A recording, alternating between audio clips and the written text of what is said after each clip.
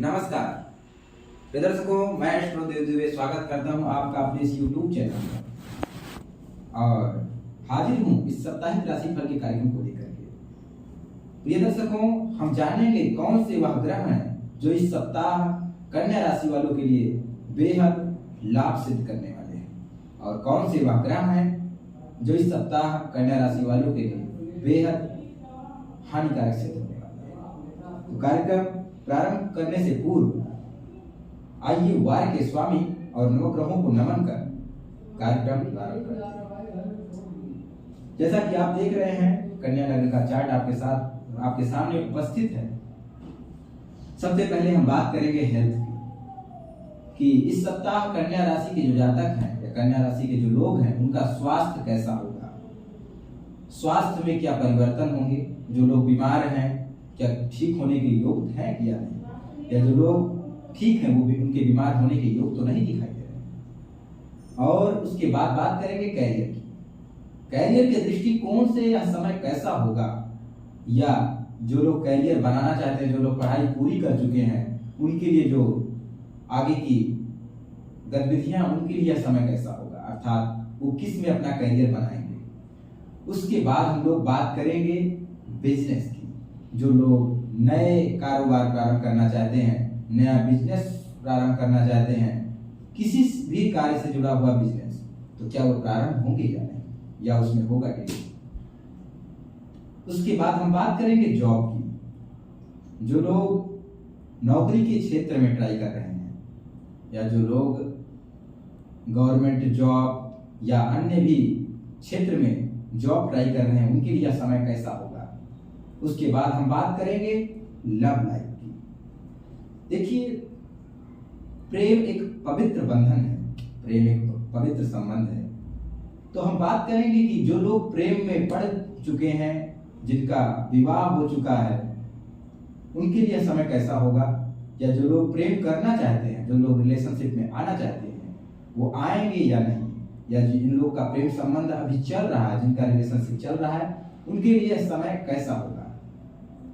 उसके बाद हम बात करेंगे पढ़ाई की कि जिनकी पढ़ाई अभी चल रही है, क्या कोई नया मोड़ लेगा उनका शिक्षा का स्तर, या कोई जिनकी पढ़ाई अभी रुकी हुई है, क्या वो प्रारंभ होने के योग हैं या नहीं, या जो लोग एडमिशन लेना चाहते हैं, उनके लिए समय कैसा होगा।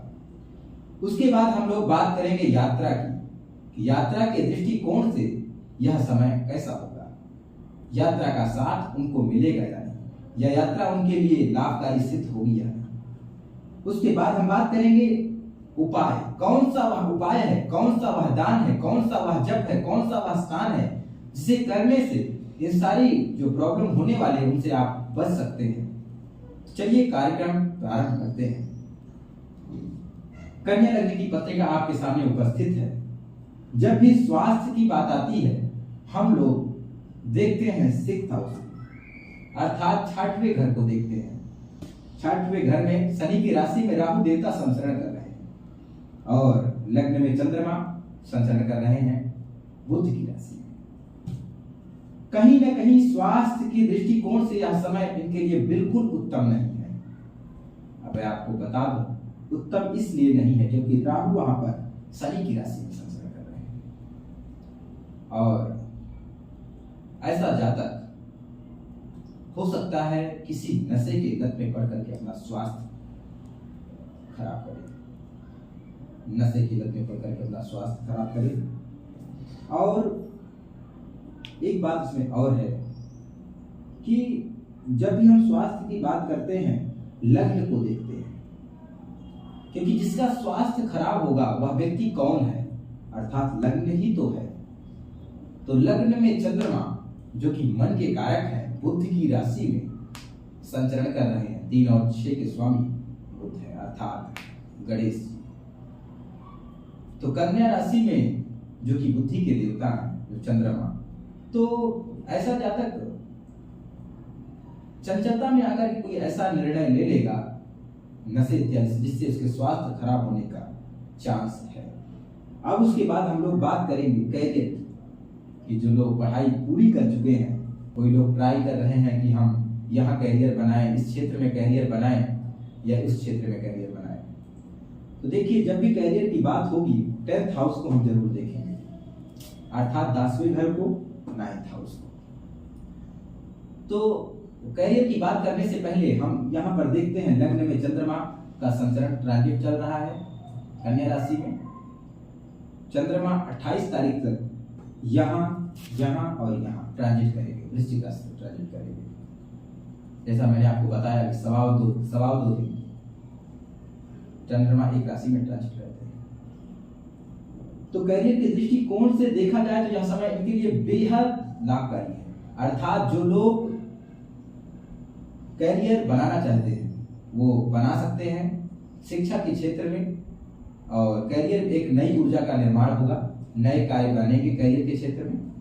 तो जो हमारे कन्या राशि के जातक हैं जो अपना जिस क्षेत्र में कैरियर बनाना चाहते हैं उनके लिए बेहद लाभकारी सिद्ध होने वाला है, इसलिए आप जरूर ट्राई करें। उसके बाद बात करेंगे हम बिजनेस की।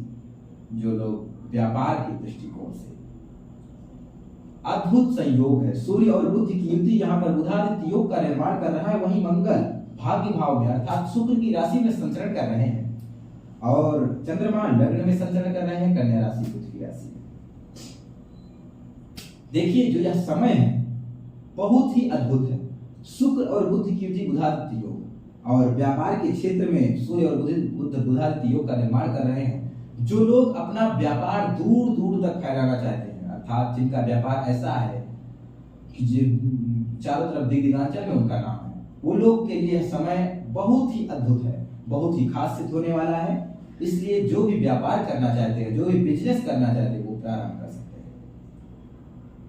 अब बात रही कि बिजनेस प्रारंभ कर सकते हैं, किसी भी समय नहीं प्रारंभ करना है, उसके लिए आपको किसी ज्योतिषी से सलाह लेना है, किस मुहूर्त में प्रारंभ करना है, कौन से दिन प्रारंभ करना है, इसके लिए आपको एस्ट्रोलॉजर से संपर्क करके उसके बाद ही प्रारंभ करना है।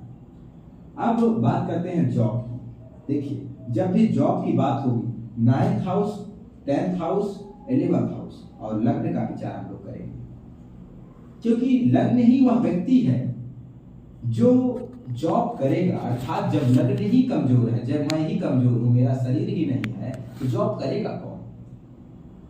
तो सूर्य और बुध की युति जैसे मैंने आपको पहले ही बता दिया बुधादित्य योग का। तो जो लोग जॉब के लिए ट्राई कर रहे हैं किसी भी क्षेत्र में, गवर्नमेंट क्षेत्र में या आईटी सेक्टर में, तो उनके लिए बहुत ही अद्भुत संयोग है। आप जॉब ट्राई करें, इंटरव्यू दें, आपका 100% इंटरव्यू निकलने के चांस है। तो आप जॉब के क्षेत्र में अपना करियर बना सकते हैं। अद्भुत संयोग बन रहा है बुधादित्य योग का निर्माण 10th हाउस में, जो कि मिथुन राशि में, बुध की राशि में सूर्य और बुध संचरण कर रहे हैं। अब बात करेंगे लव लाइफ को लेकर के। जब भी लव लाइफ की बात होगी तब हम पंचम भाव को देखेंगे, चतुर्थ भाव को देखेंगे, अर्थात 4th हाउस और 5th हाउस को देखेंगे। प्रिय दर्शकों यहाँ पर शनि की राशि और शनि संचरण कर रहे हैं 7th हाउस में, गुरु की राशि में। देखिए प्रेम संबंध को लेकर के जो अभी जो ट्रांजिट चल रहा है, गोचर चल रहा है कन्या राशि, लग्न में चंद्रमा, बहुत ही अद्भुत संयोग। तो प्रेम संबंध में पढ़ना कन्या राशि वालों के लिए तो तय है, लेकिन प्रेम संबंध में जो पढ़ चुके हैं, जिनका प्रेम संबंध में पढ़ करके विवाह हो गया है, उनके लिए जो है समय है इस सप्ताह हुआ ठीक जाने वाला नहीं है, अर्थात पार्टनर के साथ थोड़ा मतभेद के योग दिखाई दे रहे हैं, इसलिए आप सावधान रहें। और जो कन्या राशि के हमारे जातक हैं उनके लिए प्रेम संबंध में पढ़ना अद्भुत लाभकारी रहेगा, उसमें कोई प्रॉब्लम नहीं है, आप नए रिलेशनशिप में आ सकते हैं, यह समय उत्तम है। अब बात करेंगे पढ़ाई की। जब भी पढ़ाई की बात आती है दर्शकों, मैं कहता हूं पंचम भाव और चतुर्थ भाव को जरूर देखना चाहिए, क्योंकि चतुर्थ भाव आपका घर है। पढ़ना तो आपको है, लग्न से आप देखेंगे कि आप पढ़ेंगे। चतुर्थ भाव आपका घर है, भूमि भवन, और 5 जो 5वां घर है, 5th हाउस है, आपका विद्या का स्थान है कि आप पढ़ेंगे कि नहीं। शनि की राशि वहां पर है और शनि संचरण कर रहे हैं 7th राशि, अर्थात हम कह सकते हैं कि आप अपने जो स्टडीज है उसको आप कंटिन्यू कर सकते हैं। विशेष कोई ऐसे योग नहीं है जो आप पढ़ाई प्रारंभ करें, ये कह सकते हैं कि ठीक है, नॉर्मल स्थिति आपकी चलेगी कन्या राशि के जातकों के लिए। यह सुसप्ताह है, पढ़ाई लिखाई को लेकर के ठीक रहेगा, मतलब न ज़्यादा विशेष कोई खास सिद्ध होने वाला है, न ही विशेष कोई डाउनफॉल होने वाला है। अब हम बात करेंगे लक की, क्या भाग्य उनका साथ देगा या नहीं। तो जब भी भाग्य की बात आती है हम लोग 9th हाउस और 10th हाउस को जरूर देखते हैं, क्योंकि जब भी हम लोग कर्म करते हैं और कर्म के अनुसार हमको फल नहीं मिलता तो हम भाग्य को दोषी देते हैं कि हमारे भाग्य में ही कोई ऐसी कमी है जो हमको यह प्राप्त नहीं हो रहा है। मान लीजिए कोई भी व्यक्ति है, वह बहुत ही मेहनत कर रहा है और परीक्षा में बैठता है, रिजल्ट आता है 1 नंबर से उसका रुक जाता है, तो 100% कोई ऐसा ग्रह है जो उसको प्रॉब्लम क्रिएट कर रहा है। तो मंगल यहाँ पर संचरण कर रहे हैं शुक्र की राशि में। मंगल का वहां पर संचरण करना, मंगल जहां भी बैठता है उस जगह को सिक्योर कर देता है, इसलिए आप अपने भाग्य को सिक्योर करेंगे। तो प्रिय दर्शकों, भाग्य का साथ आपको मिलने वाला है सप्ताह, तो आप इसका लाभ उठाएं और जो भी कार्य आप भाग्य के उस पर निर्भर करते हैं। हाँ, एक प्रॉब्लम हो सकता है, आप थोड़ा सा चंचलता में आकर के कोई ऐसा निर्णय मत लीजिएगा जिससे आपको हानि हो, क्योंकि लग्न का चंद्रमा आपके लग्न में ही संचरण कर रहा है, ट्रांजिट कर रहा है, तो ध्यान देंगे। उसकी बात करेंगे यात्रा की। यात्रा का विचार जब भी हम करते हैं तो हम बात करते हैं अष्टम और द्वादश, अर्थात 8th हाउस और 12th हाउस। देखिए अद्भुत संयोग, केतु वहां पर संचरण कर रहे हैं, तो यात्रा को लेकर के विशेष कोई लाभ तो नहीं दिखाई दे रहा है, ना ही यात्रा दिखाई दे रही। लेकिन एक बात विशेष है, 12th हाउस से हम मोक्ष का भी विचार करते हैं, अर्थात इस समय जैसे कि कोई कहते हैं कि मेरे दादाजी खत्म हो गए हैं, तो क्या उनको मोक्ष प्राप्त हो गया। जो भी कन्या की राशि के जो जातक हैं हमारे, जो वृद्धावस्था में हैं और इस समय उनकी जो मृत्यु होगी तो वो मोक्ष को अवश्य प्राप्त करेंगे। तो आइए, कार्यक्रम हमने आपको बताया कि कौन से ग्रह कहाँ ट्रांजिट कर रहे हैं। अब अंतिम बात यह है कि कौन सा वह उपाय है, कौन सा वह दान है, कौन सा वह जप है, कौन सा वह स्नान है जिसे कर करके आप अपने इस सारे गतिविधियों से या इन सारे परेशानियों से बच सकते हैं। दर्शकों, कन्या राशि के लिए मैं एक ही उपाय कहूंगा कि आप भगवान गणेश की शरण में जाएं और भगवान गणेश की उपासना करें। सुबह उठने के बाद आप इस सप्ताह ओम गण गणपतये नमः इस मंत्र का जाप करें। और आप एक उपाय और कर सकते हैं, कन्या राशि के जातकों के लिए मैं बताऊंगा कि आप भगवान गणेश के जो गणेश धर्म शीर्ष का जो पाठ है उसे आप YouTube पे जाकर के अवश्य श्रवण करें। अगर आप पढ़ नहीं सकते तो आप श्रवण करें, या कोई ऐसा मंदिर हो जहाँ पे आप नित्य प्रति उनका दर्शन कर सकते हैं और लाभ प्राप्त। जय शिव हर महादेव। अगर आपको यह वीडियो हमारा पसंद आ रहा है तो आप हमारे चैनल को सब्सक्राइब करें, लाइक करें और शेयर करें और कमेंट करें। नमस्कार।